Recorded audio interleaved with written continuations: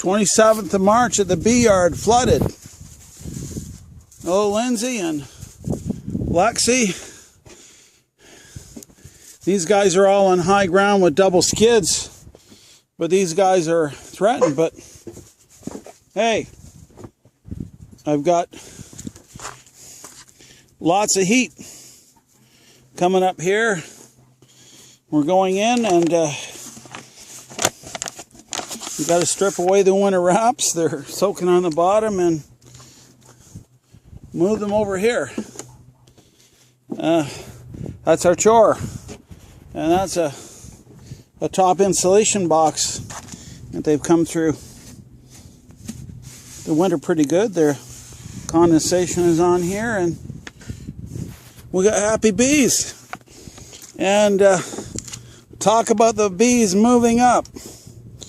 Here's another way. Oh, there's a bee that just landed in the water, and he needs a rescue. There, we rescued that bee. They're landing in the water, and they die. There's another example when you do have water in the city. Out for the bees, try and put some debris in there so they can crawl to a rescue. So there's the bottom through the winter. That works out okay. The side's a little bit wet, and but that's what it's supposed to do. It wicks moisture off the hive. First time I've done it this year. Happy bees from Richard Herdman, the Topless Beekeeper, but